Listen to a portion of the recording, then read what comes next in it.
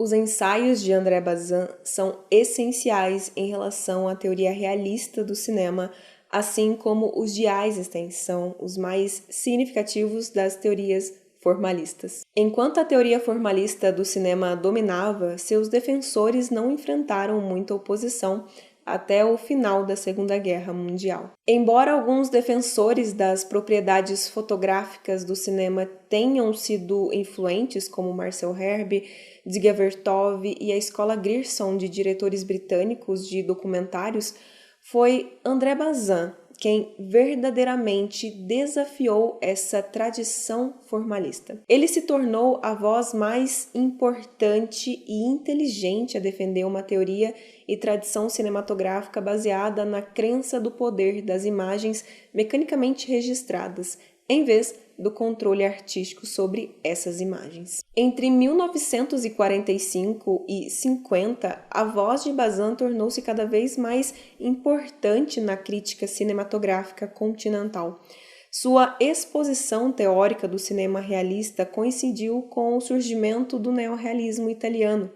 As teorias de Bazin ganharam muita popularidade com esses filmes e, ao mesmo tempo, guiaram-nos em direção ao seu público adequado. Em 1951, ele lançou, juntamente com Jacques Daniel Vaucluse, a influente publicação crítica Cahiers du Cinéma, que se tornou a base para Bazin estabelecer uma corrente crítica no cinema. Jovens críticos em busca de um cinema renovado e revigorado buscaram sua orientação, como François Truffaut, Jean-Luc Godard, Pierre Cash, Eric Rohmer e Claude Chabrol. Bazin proclama a dependência do cinema em relação à realidade, afirmando que o cinema atinge sua plenitude ao ser a arte do real. Diferentemente de Krakauer, que enfatiza a estética material e técnica do realismo, Bazin enfoca a estética do espaço.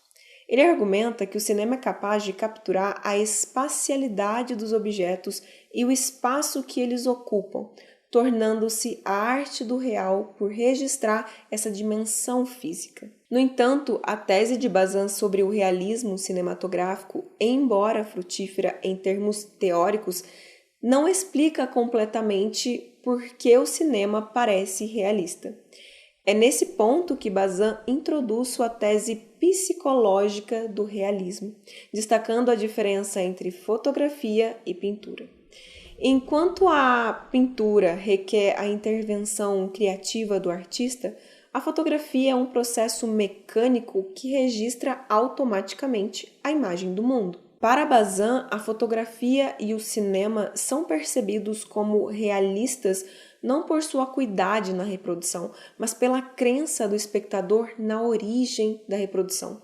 A fotografia, ao compartilhar a mesma natureza física do objeto e ser sujeita apenas às leis físicas, transmite uma sensação de credibilidade e realidade ao espectador. O cinema, por sua vez, apresenta duas dimensões realistas: o registro espacial dos objetos e a automatização desse registro, que ocorre de forma não humana. Bazin revelou que o cinema, ao capturar o espaço e ao funcionar como um veículo da natureza, desperta um impulso primitivo em nós, ligado à transferência fotoquímica das propriedades visuais. Bazin não era ingênuo. Ele reconhecia que a transferência fotoquímica, que transforma o cinema em um trabalho da natureza em vez de um trabalho humano, requer uma tecnologia complexa e imensa. Pelo menos na época, era necessário celuloide, emulsão, câmera adequada, revelação precisa e projetor, sem mencionar o foco e o controle da luz. Essa tecnologia é fruto da invenção e do trabalho humano. No entanto, Bazin argumentava que os seres humanos criaram essas invenções e trabalham com elas para permitir que a natureza penetre no celuloide, onde pode ser preservada e estudada. A história tecnológica do cinema pode ser contada como a história do homem buscando maneiras de permitir que a natureza realize sua mágica de forma cada vez mais completa. Se Arnheim estava certo e o poder do cinema deriva da sua irrealidade, então teríamos que concordar que desenvolvimentos realistas como som, cor, fotografia tridimensional são dispensáveis. No entanto, Bazin afirmava que essas invenções foram exigidas pelo espírito subjacente ao cinema, pelo desejo de uma representação perfeita da realidade. Embora a tecnologia esteja aproximando cada vez mais o cinema da realidade visual e a mente humana esteja pronta para confiar cegamente em seu realismo, a imagem cinematográfica não é exatamente igual à realidade da qual se origina. Em uma série de metáforas, Bazin tentou demonstrar a diferença entre a fotografia e seu objeto, uma diferença que, segundo ele, a mente está disposta a eliminar. Ele chamou a fotografia de um modelo de luz. A fotografia tira uma impressão do objeto como o molde de uma máscara mortuária.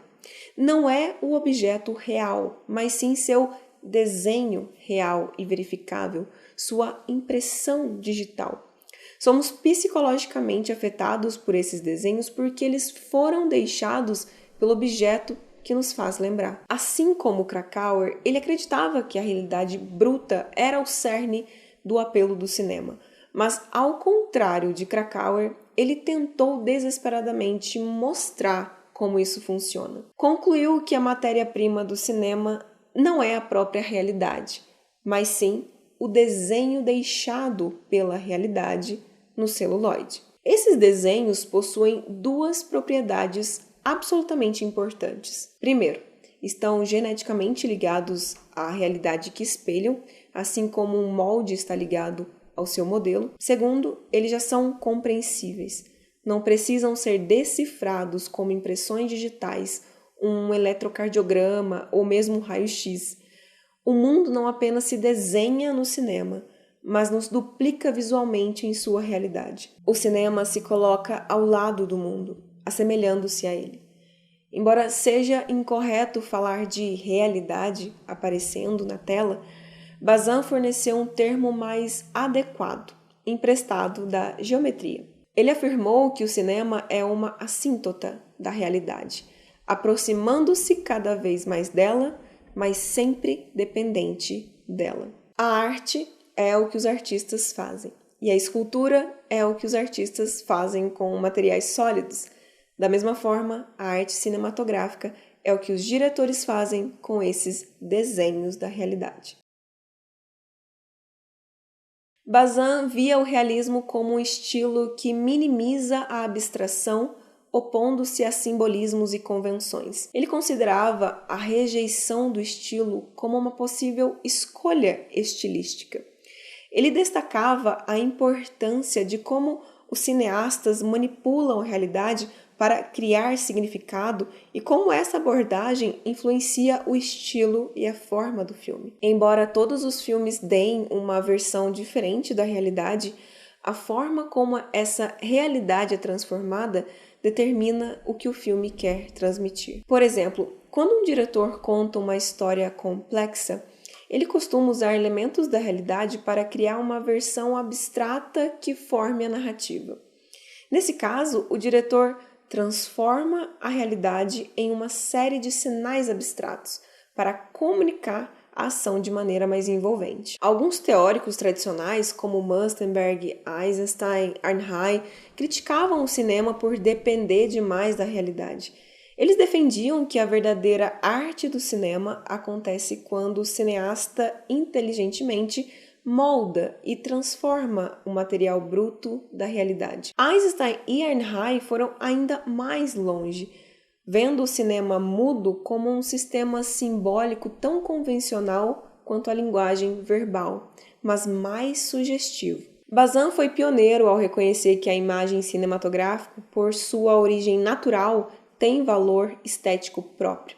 Ele percebeu que a representação sem enfeites da realidade tem sua própria validade estética, como se uma descrição do que existe por si só merecesse nossa atenção devido ao seu valor intrínseco. Bazin levantou a questão: quão distante um cineasta pode ir em capturar a brutalidade das imagens contidas no reflexo sanguinolento de um câncer mortal? A câmera sozinha, com sua reprodução mecânica pura, possui a chave desse mistério, algo que alguns críticos de uma estética tradicional consideram o oposto da arte. De acordo com Bazin, não há nada regressivo esteticamente na simples reprodução cinematográfica. Pelo contrário, é um avanço na expressão, uma evolução triunfante na linguagem do cinema e uma ampliação de sua estilística.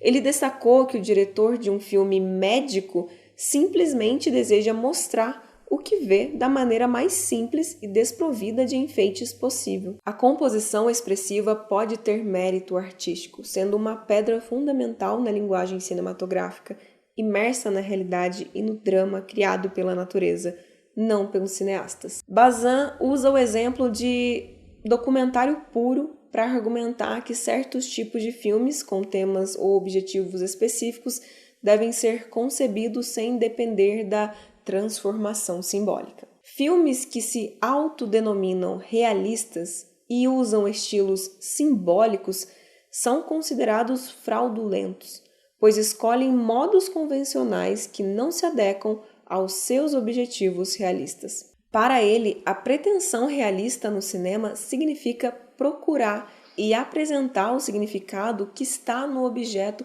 por meio do próprio objeto, em vez de usar esse objeto para transmitir uma ideia que não está intrinsecamente ligado a ele.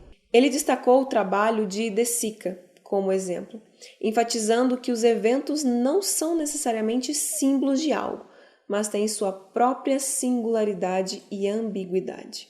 Bazin acreditou que o cineasta devia decidir se usa a realidade empírica para seus objetivos pessoais ou se explora essa realidade por si mesmo. Na primeira opção, o cineasta transforma a realidade em signos para mostrar ou criar uma verdade estética ou retórica.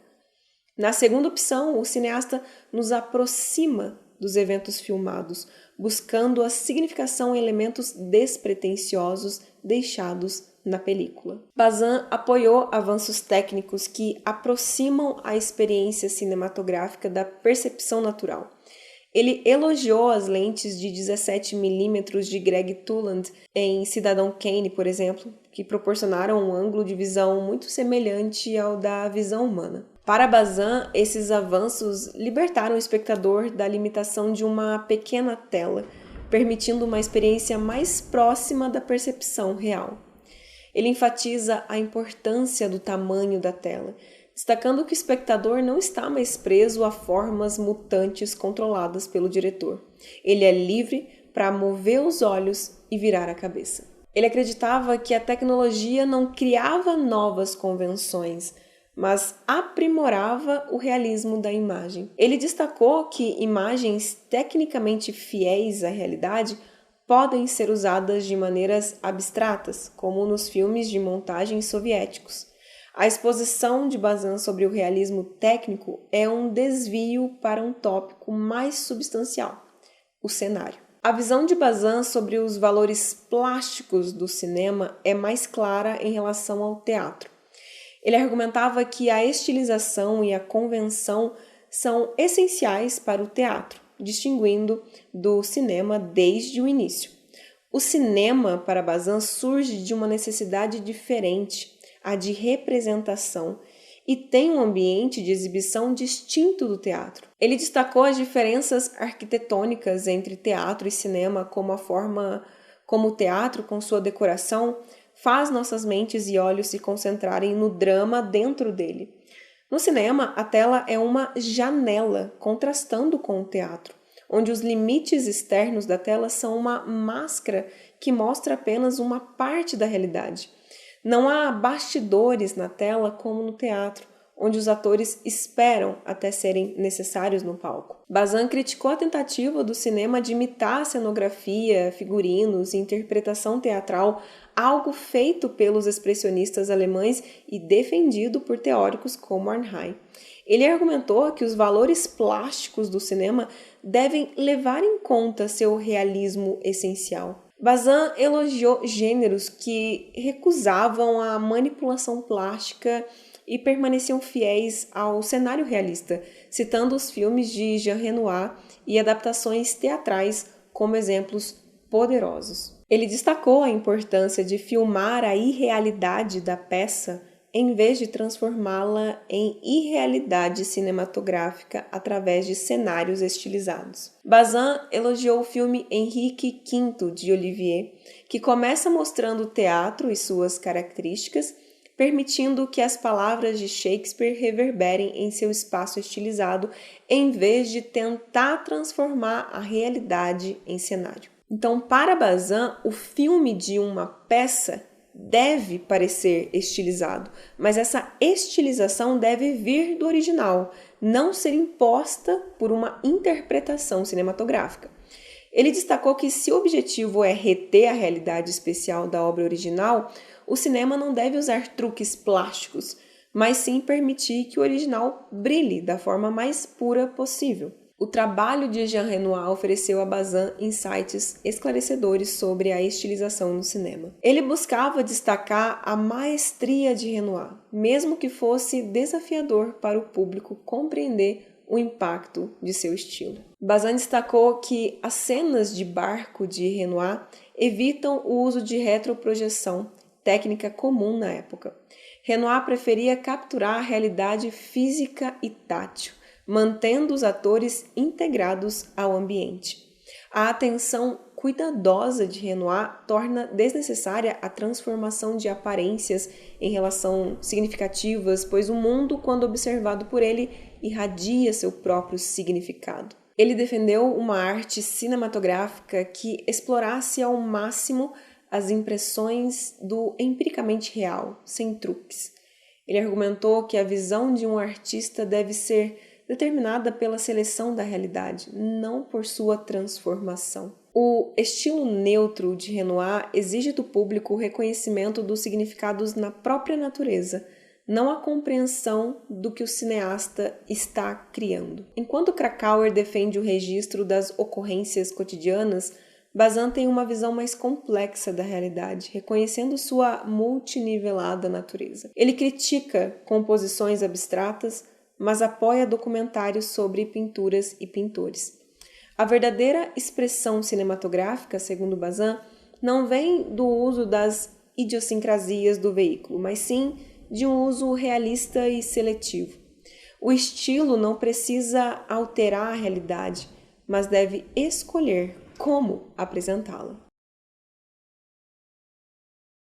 Bazin também refletiu sobre a questão da montagem. A teoria clássica do cinema atribuiu à montagem a capacidade de interpretar eventos comparável à estilização que interpreta objetos. No entanto, Bazin questionou essa abordagem, argumentando que a representação pura do cinema deveria ser valorizada. Ele delineou dois tipos de montagem. O primeiro associado ao cinema mudo, enfatizando a construção abstrata de eventos, exemplificado por Pudovkin, e que esse tipo buscava criar emoções dramáticas e ideológicas, mesmo que os eventos fossem fragmentados e não ocorressem na natureza. O segundo tipo, mais prevalente com o advento do som, é a montagem psicológica, que reflete a mudança natural de atenção que ocorreria se estivéssemos fisicamente presentes. Bazin contrastou isso com a profundidade de campo, preferindo a profundidade de campo por sua natureza mais realista,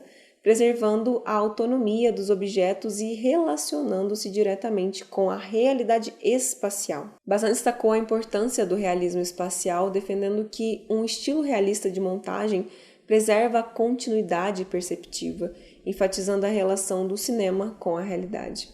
Ele considerava a montagem menos realista, substituindo tempo abstrato e espaço diferenciado pela continuidade perceptiva. Em sua visão da realidade, Bazin valorizava a ambiguidade presente na natureza e defendia deixar a realidade significativa, mesmo que ambígua, em muitos casos. Ele argumentou contra métodos que expurgavam a riqueza da realidade em prol de uma unidade de significado imposta, destacando a vantagem de uma estética que preserva a unidade natural das pessoas e das coisas. Bazin explorou o lado técnico e psicológico do realismo no cinema. Ele questionou se o realismo técnico, como a fotografia de foco em profundidade, correspondia à percepção humana. A montagem, apesar de suas técnicas psicológicas em Hollywood, era vista como uma forma menos realista. Bazin ressaltou que a montagem cria uma ilusão de continuidade, mesmo usando fragmentos chamados planos que, escolhidos e ordenados, formam a decupagem do filme. Ele acreditava que um elemento essencial da realidade era a liberdade de interação entre o homem e os objetos perceptivos. A montagem clássica, no entanto, suprimia essa liberdade, substituindo-a por uma lógica forçada, anestesiando nossa liberdade ao controlar a lógica dos planos. Existe uma realidade psicológica mais profunda, segundo Bazin, que deve ser preservada pelo cinema realista. A liberdade do espectador escolher sua própria interpretação do objeto ou evento. Alguns diretores, como William Wyler, usaram a fotografia de profundidade de campo para oferecer ao espectador uma ampla quantidade de informações e encorajá-lo a escolher sua própria perspectiva. Bazin também destacou a diferença entre o uso da profundidade de campo por Orson Welles e Wyler.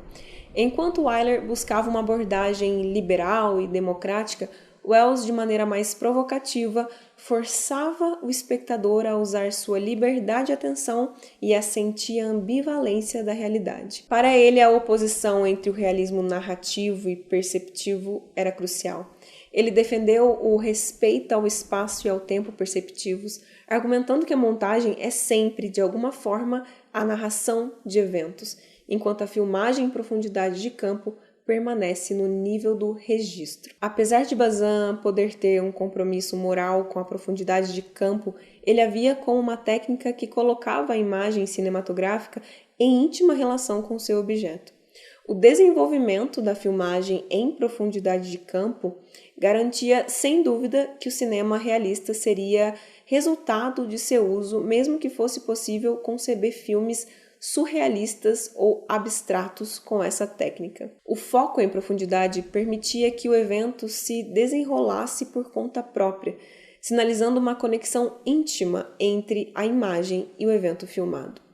Bazin brilhou especialmente ao examinar os problemas específicos da montagem e as questões do realismo que ela levanta em relação a gêneros ou formas específicas. Ele dedicou sua vida ao cinema e há duas interpretações principais sobre sua motivação. Alguns dizem que seu amor pelo cinema estava profundamente ligado ao seu amor pela realidade que o cinema retrata.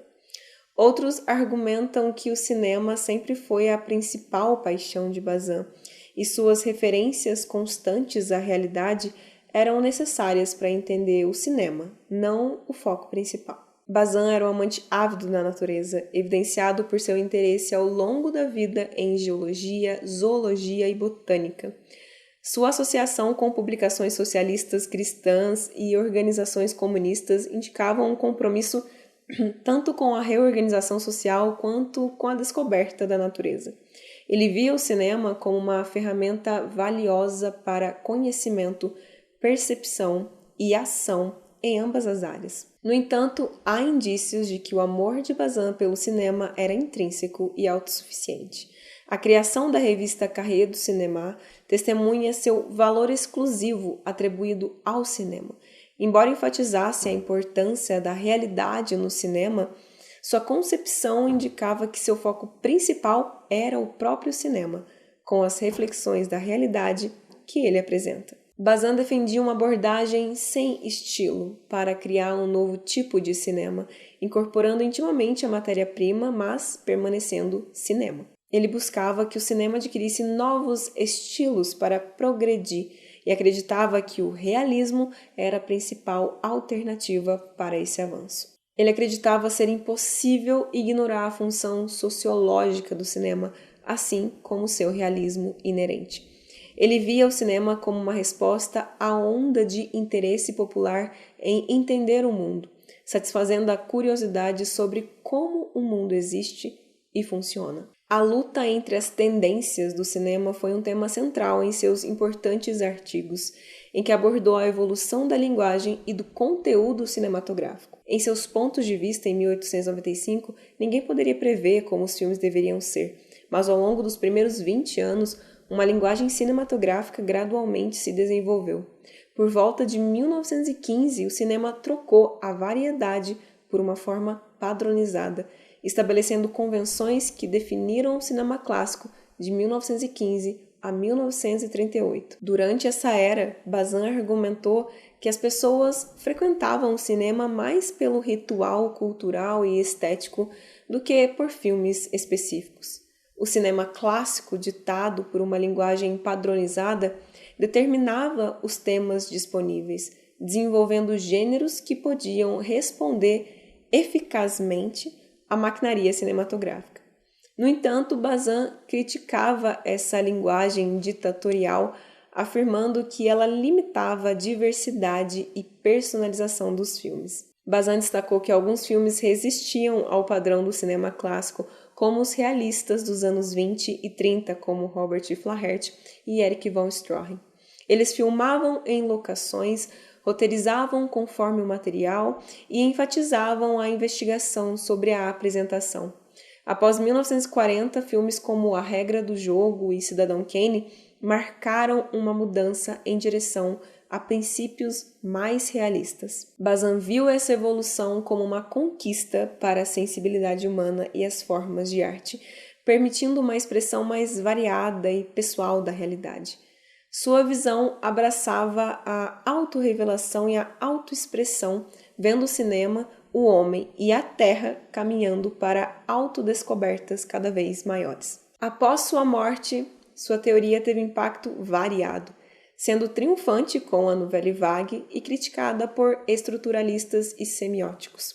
Independentemente das críticas, a força e variedade da sua teoria, fundamentada em uma tradição filosófica sofisticada, continuam a exercer influência.